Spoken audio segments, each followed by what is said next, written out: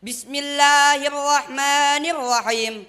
Uhayyikum tahiyyatul islamiyatan, tahiyyatul mubarakah, tahiyyatul ahlil jinan, wa tahiyyatum bissalam. Assalamu alayka, assalamu alayna, assalamu alaikum warahmatullahi wabarakatuh. Bismillahirrahmanirrahim. Alhamdulillahilladzi nawwara bitilawatil Qur'an wa dihayatana bi ayatil Qur'an. Wassalatu wassalamu ala man anzalallahu bil Qur'an wa ala alihi wa sahbihi ajma'in. Amma ba'du. La haula wa la quwwata illa billah. Pertama-tama, yang paling utama, yang harus diutamakan, marilah kita panjatkan puja serta puji syukur kita atas kehadirat Allah Subhanahu wa taala yang telah menciptakan Adam tanpa orang tuanya, yang telah menciptakan Isa tanpa bapaknya, yang telah menciptakan langit tanpa tiang, yang telah menciptakan planet-planet tanpa gantungan, dan yang telah menciptakan kita yaitu manusia. Walaupun hanya dari setetes air nutfah, namun hasilnya memuaskan. Dan yang telah memberikan nikmat kepada kita, nikmat yang tidak mungkin bisa dihitung. Walaupun oleh tukang cukur, tukang bubur, tukang bajigur, apalagi tukang gali kubur. Walaupun lautan-lautan dijadikan tintanya, pepohonan-pepohonan dijadikan penanya, dan dedaunan-dedaunan dijadikan kertasnya. Niscaya betapa besarnya nikmat Allah yang telah diberikan kepada kita.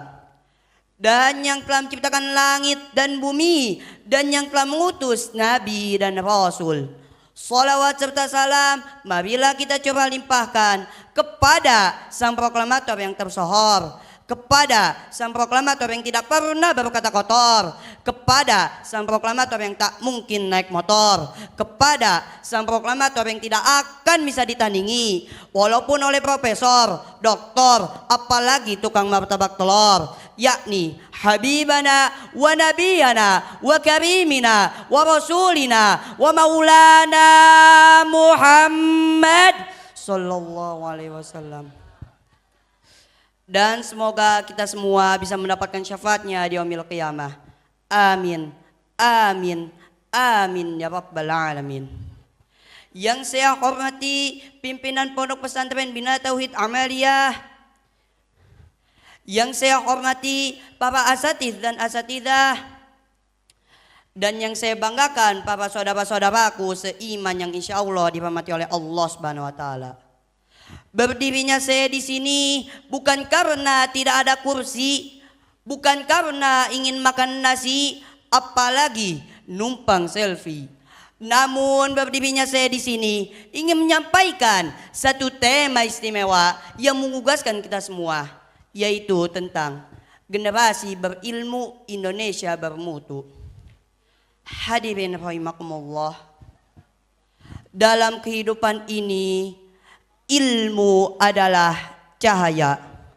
Tanpa ilmu seperti manusia berjalan di malam hari tanpa lampu, seperti halnya diriku tanpa dirimu.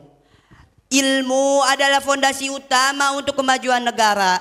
Negara yang maju tidak hanya diukur oleh bangunan-bangunan tinggi ataupun teknologi-teknologi yang canggih, tapi bagaimana kualitas pendidikan dalam negara tersebut.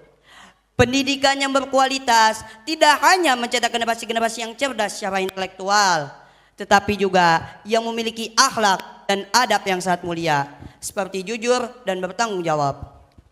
Allah Subhanahu wa taala berfirman dalam Al-Qur'an surah Al-Mujadalah ayat 11 yang berbunyi, A'udzu billahi minasy syaithanir rajim.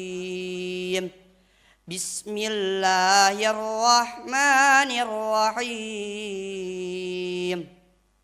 Yarfa'illahu alladhina amanu minkum walladhina utul ilma darajat. Shadaqallahul azim. Yang artinya Allah akan meninggikan derajat orang-orang yang beriman di antara kamu dan orang-orang yang diberi ilmu pengetahuan beberapa derajat. Hadirin rahimakumullah. Pada ayat tersebut Allah Subhanahu wa taala menegaskan kepada kita bahwa dalam pandangan Allah Subhanahu wa taala ilmu dan iman adalah dua hal yang sangat dimuliakan.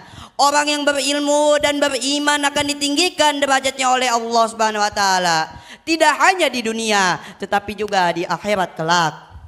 Dan ini adalah kunci untuk menuju Indonesia emas di tahun 2045 nanti.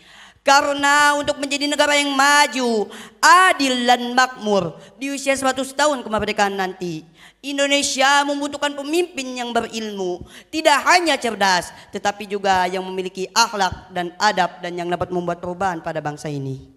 Maka dari itu kita harus mempersiapkan perubahan dari sekarang agar saat bangsa ini butuh pemimpin, guru, dokter ataupun teknolog-teknolog yang canggih lainnya, kita adalah orang yang layak untuk mengambil amanah tersebut.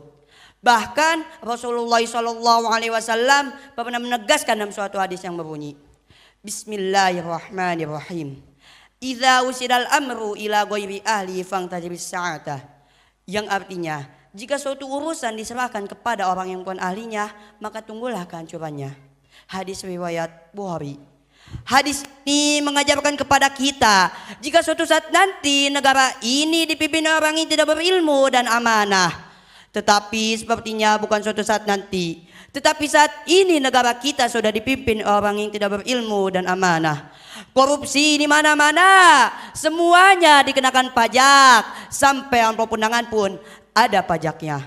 Masya Allah. Sahabat semua, semoga dengan pendidikan yang berkualitas kita bisa menjadi bagian dari generasi emas yang membangun Indonesia menuju generasi yang gemilang dan menjadi manusia yang dicintai oleh Allah Subhanahu wa taala. Amin. Amin. Amin ya rabbal alamin. Mungkin hanya ini yang dapat saya sampaikan, kurang lebihnya mohon dimaafkan. Sebelum Al-Fakir tutup, izinkan Al-Fakir berpantun terlebih dahulu. Di sini apa enggak?